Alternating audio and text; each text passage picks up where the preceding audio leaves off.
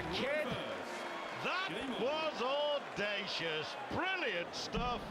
I think even Taylor standing behind will be quietly admiring that, and he may just be a little bit stunned by the fact this lad, 83, yes, he had to use the ball. Taylor was on his shoulder, but there he was so far behind. Quite rightly, I think you said he'll probably go treble 16. Certainly I thought he'll go treble 16. Instead he went 14 full and got it. Super duper. I like it. Now then, he's won 4 out of the last 5, deservedly, making something of an impact on the match. If only, if 43. Only. 43 from Taylor, who seems to be dozing off here, with the finishing line in sight, and McDine here, chance to take the darts 97 against the throw.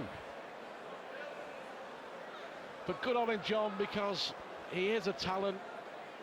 He hasn't really produced his best around the country in the PDC Pro Tour since he reached the semi-finals of the Grand Slam. Seems to enjoy it more in front of the bright lights on the big stage, and it's good to see him showcasing the immense talent that he possesses. Yes, the lad from the Toon is now giving Mr. Taylor here just a little reminder that he ain't as bad as 8-0 might suggest. Not for a moment do I think Taylor thought that, but just in case. And he's in this one, you know, against the throw. 20 behind, could do with a treble here though. 43. A look of resignation on the face of Kevin McDine. Now, has he woken up? It looks like it. To leave 62 and almost certainly therefore to make it 13-5. Had his chance in this leg, McDine, not able to press home what slight advantage he had, but just in case Taylor should miss. Oh, that's a careless start for Big 18. He was in 2 minds anyway, and I think that therefore that was the reason why in the end he fell between 2 stools. Here we go. Double 16 for 13-5. Well, not quite as omnipotent as he was earlier. 12 out of 25 is percentage now. Chance for McDine. Is it going to be 4 consecutive legs? Snatch that one. Double 10. 37. Failure required 32. Surely won't miss this time. I reckon not. We concur, Mr. Pike. And for the first time since the 14th leg, Phil Taylor wins one. I'm not going to say he stops the rot, but he'll be glad of that. Will the power, you know.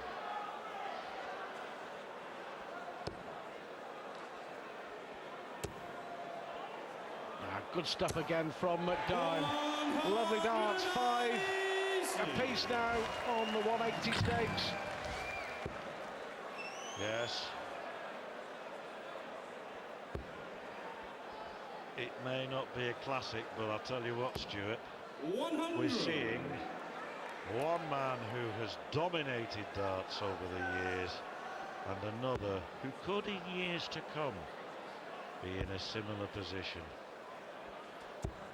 136. Well, we'll definitely be seeing Kevin McDine at the World Championships at the Alexandra Palace at the end of the year, depending on his performances in the Players' Championship events away from the TV screens over the next 2 or 3 months. We may yet be seeing him in Ireland at the beginning of October at the World Grand Prix.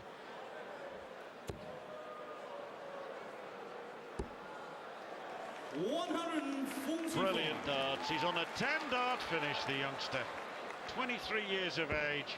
When Phil Taylor won his first world title In 1990, he was 29. 6 years on that, Mr. McDine. What a future, what a player. Double 10 for 13-6, double 5, yeah, he knows, long way away. And again, may well get another go, but Taylor, you know, could take this out. Yeah, I just wonder there, you know, whether McDine may have been better taking the gamble and perhaps busting the shot and going back for tops. I mean, 164 in for Taylor is a big ask. Double 5 then. And that's why I suggested it. But he likes double 1. He always goes single 3, double 1, and that's why it's 13-6. And it's been good to see the way McDine has played in the last 20 minutes or so. Yes, he's won these legs. It's not a case of Taylor taking his foot off the pedal. True, he hasn't thrown as well as he was throwing brilliantly in the early part of the game, but McDine has been a worthy winner of these legs. 83 on the bull, 84 on the bull, his fifth 180 helping him to the 19th leg, and there, that, well, double 1.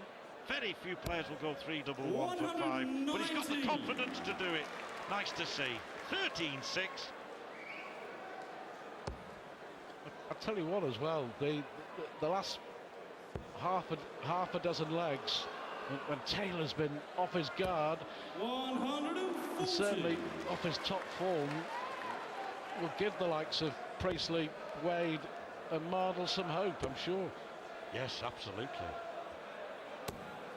100. I dare say Dennis is watching this somewhere. He did say he was going to have an early night, but I doubt whether even he would be in bed at 10:10.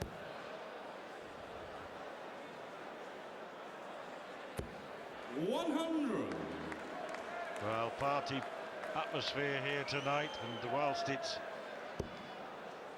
certainly not as boisterous and as loud and as raucous even as it was earlier when Mardle played in an absolute brilliant match with Barneveld, fighting out a 16-14 win. I think they're quietly enjoying this and appreciating Taylor's talents, of course, but the character and the effort of the 23-year-old Geordie, who now lives in Northants. He's won 5 out of the last 7 legs against the best player that's ever lived. And when you consider he was 8-0 down, he was 11-1 down. 56. It's taken a mighty effort, no little skill from Kevin McDine. But it looks like big 14-6.